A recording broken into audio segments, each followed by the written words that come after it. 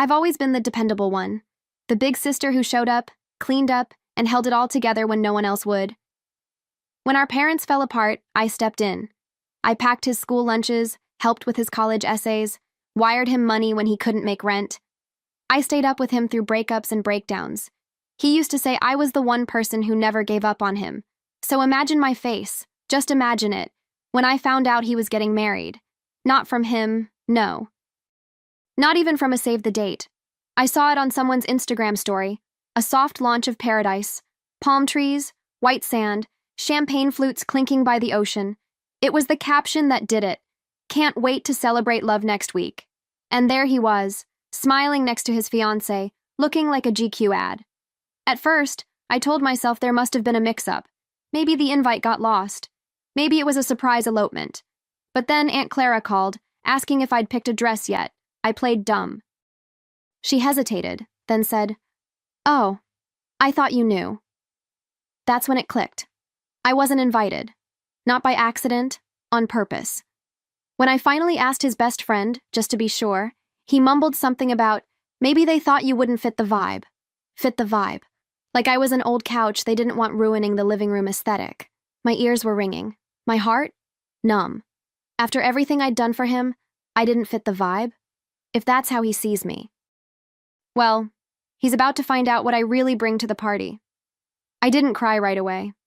That would have been too easy. I sat on the edge of my bed, staring at that photo, him in linen, her in a sundress, the whole scene dripping with curated perfection. My phone buzzed with more posts from people I hadn't heard from in years, all thrilled to be part of the exclusive destination wedding. Not one of them paused to wonder where I was. What hit me hardest wasn't just the betrayal. It was the erasure. I wasn't just left out. I was edited out. Like I never mattered. Like I was some awkward footnote in his story he'd rather skip. And what killed me? I'd always been proud of him. I bragged about him to coworkers, defended him to family, believed in him when he didn't believe in himself. But clearly, loyalty has an expiration date when your story needs a cleaner aesthetic. Still, I couldn't let myself spiral. I was raised to be strong.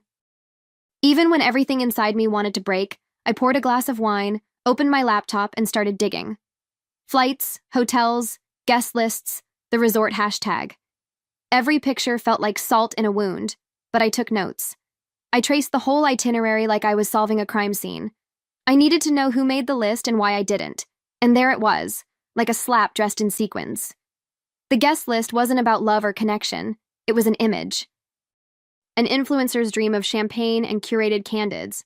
And me? I wasn't aspirational enough, not marketable, too real. That's when I stopped feeling sad, because real is exactly what they're about to get. I kept thinking about the time he broke his collarbone in college. I drove 6 hours in the rain, brought him soup, and slept in a chair by his hospital bed. I remembered how I coached him through his first job interview, even lent him my old blazer. Funny, none of those memories made the guest list. Just polished strangers with spray tans and ring lights. But here's the thing about being overlooked. It wakes something up in you. Something sharp. I looked in the mirror that night and didn't see a woman who got left out.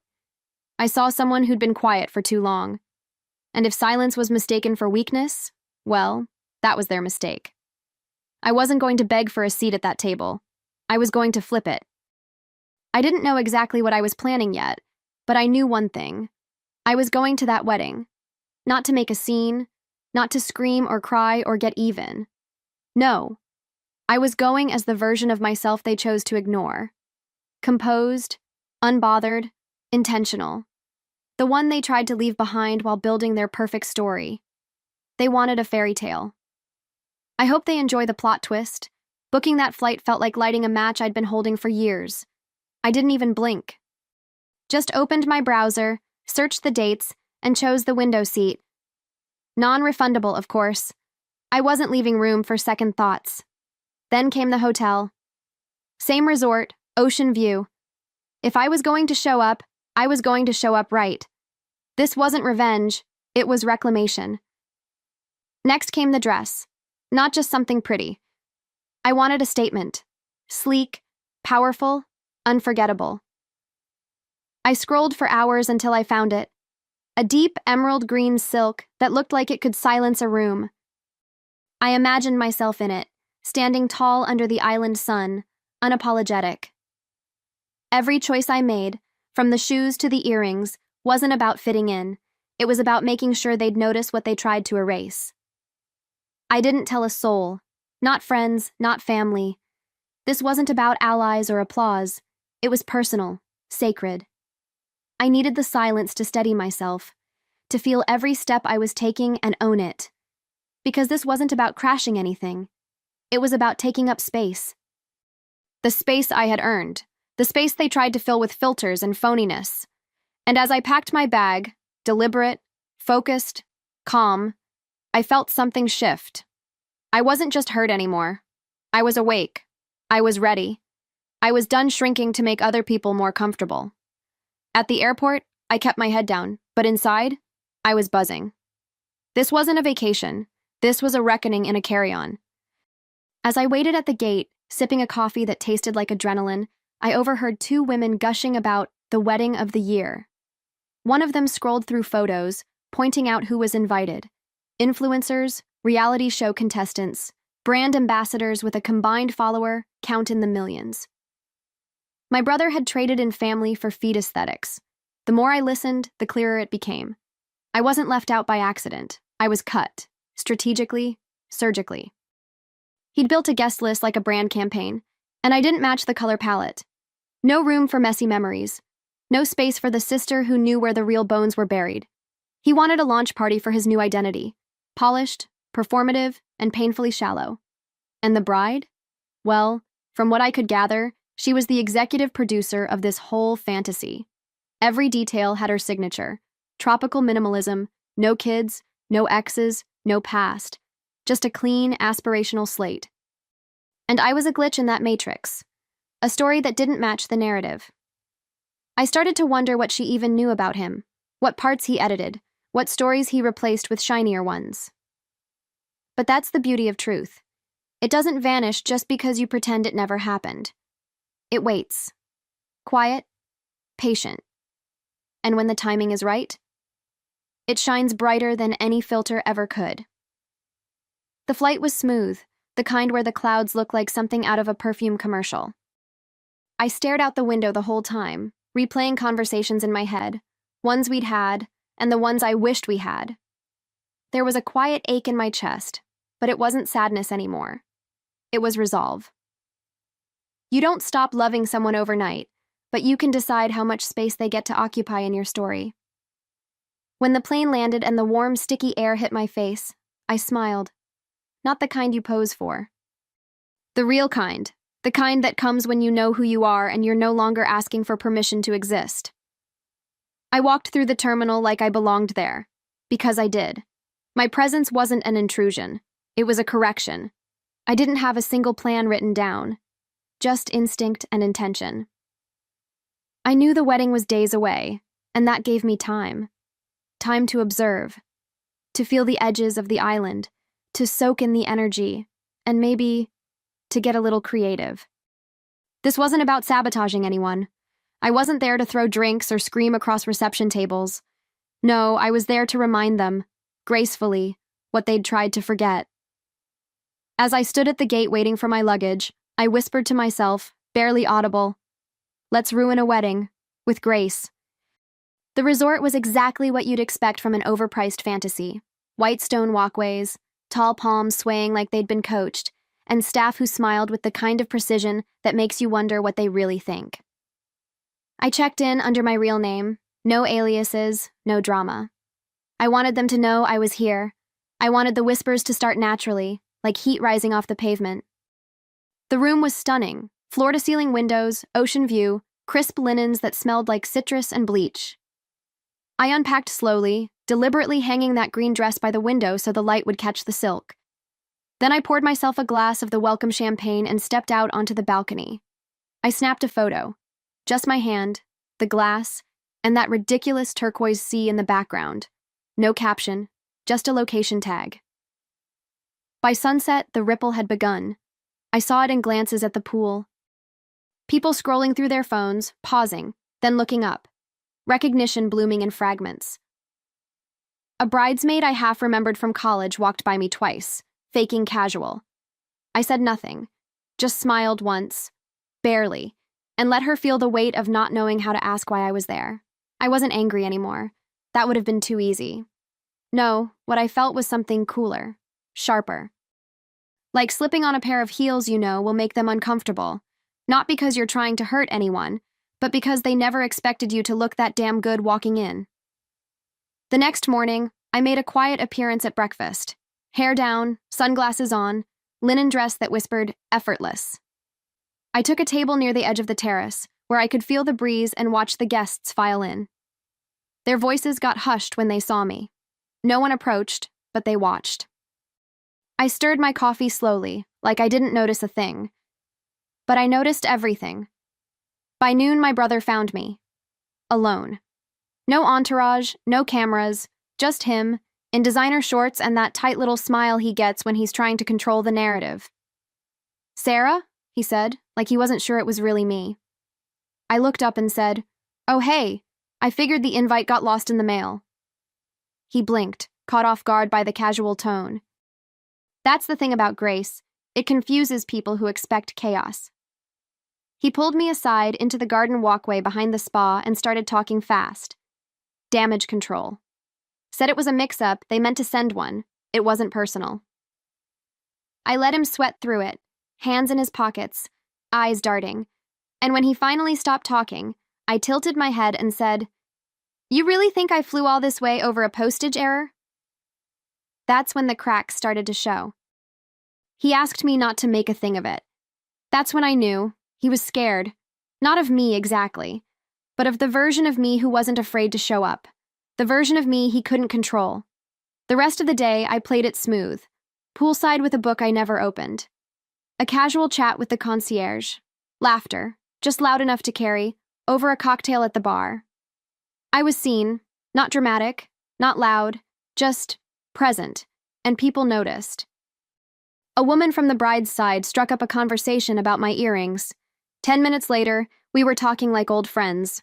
Turns out, she was the bride's soon-to-be mother-in-law, and she adored me. That night, I mingled just enough to be talked about. I complimented outfits, listened intently, asked questions no one else was asking. I wasn't performing. I was reminding them that authenticity still held value, even in a room built for illusion. The bride kept her distance. My brother avoided eye contact. But the rest?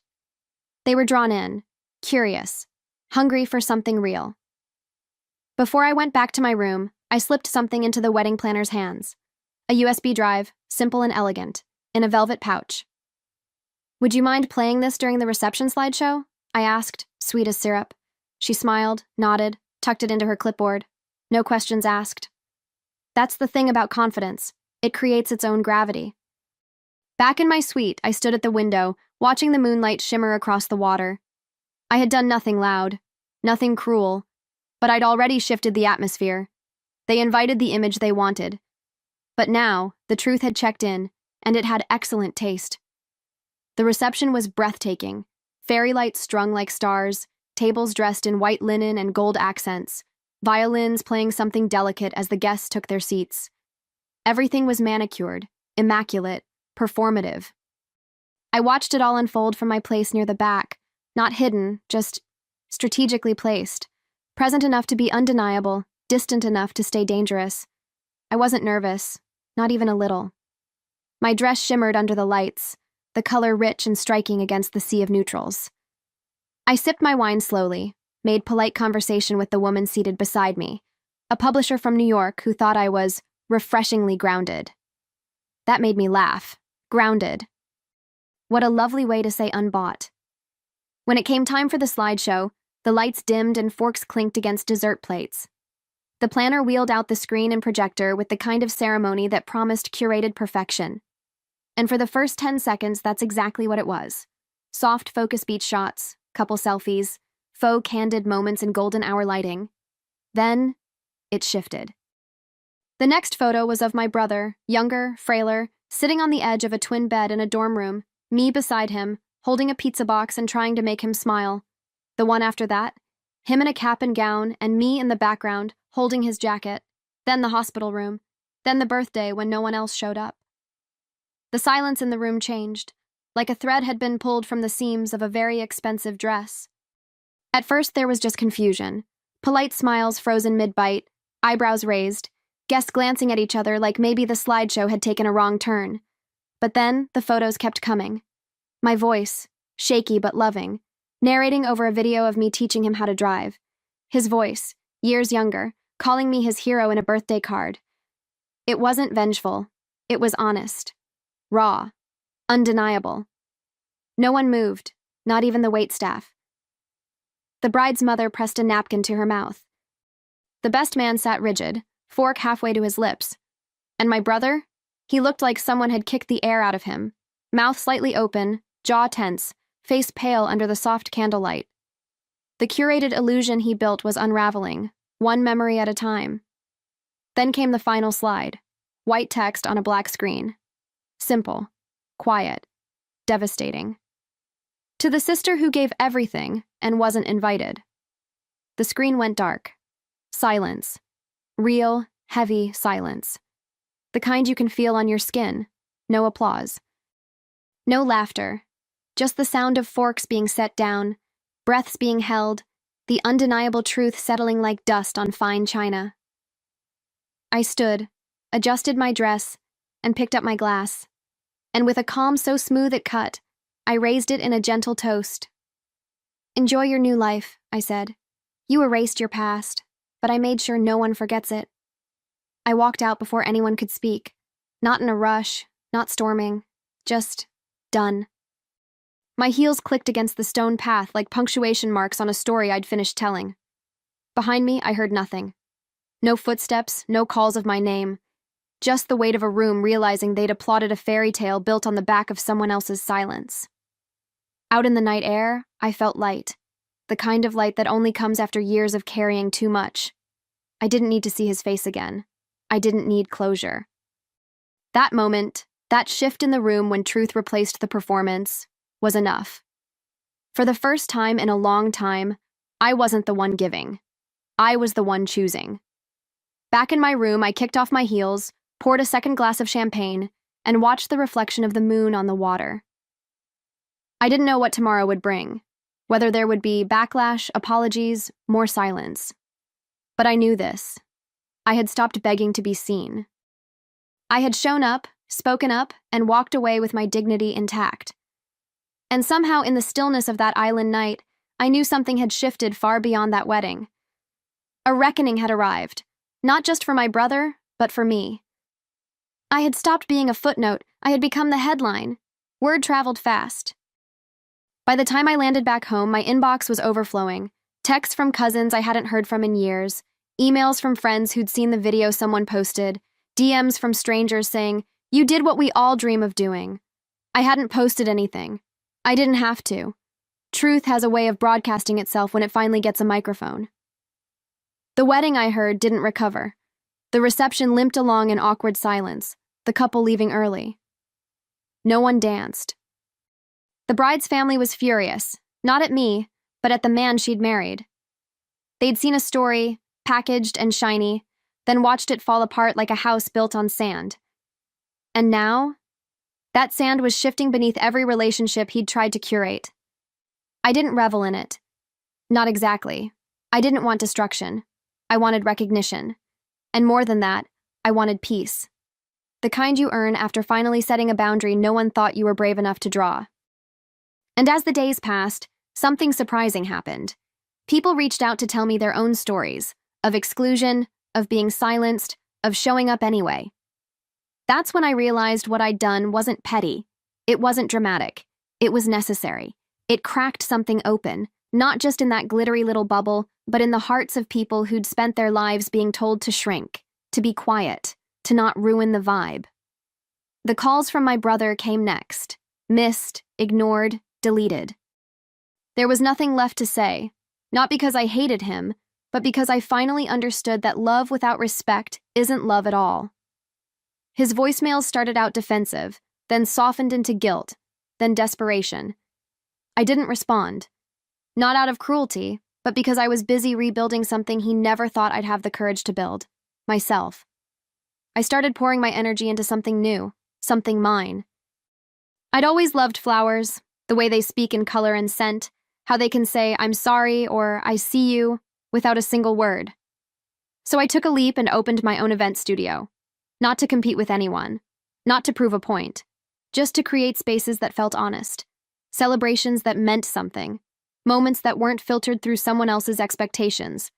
People came, friends, referrals, even strangers who followed my story. They didn't want perfection anymore. They wanted heart.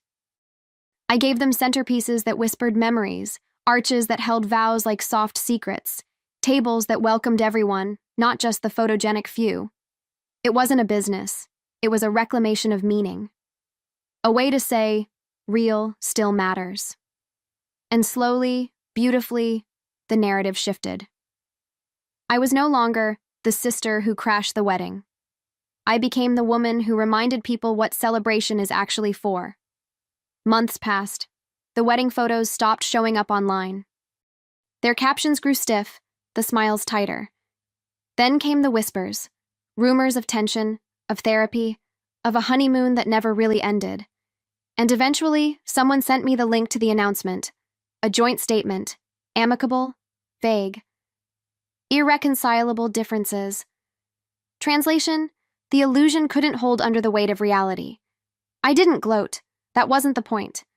But I did feel something settle. A quiet affirmation that when you choose truth over image, the right people find you, and the wrong ones lose their grip. My circle became smaller, stronger, filled with laughter that didn't feel rehearsed. My business thrived. Clients hugged me after meetings. Brides cried during walkthroughs. People told me they felt seen. That was everything. One evening, I hosted my own event, a soft launch for the studio. Intimate, candlelit, filled with flowers and warmth. Near the end, a woman came up to me, misty-eyed, and said, "You gave me hope I didn't know I needed." That stayed with me. Because maybe this story was never just about betrayal. Maybe it was about becoming. So I raised my glass, no cameras, no spotlight, no stage, and toasted to the life I'd built. Not flawless, but full, real, loved. Some people spend their lives chasing a perfect image. I'd rather live a beautiful truth.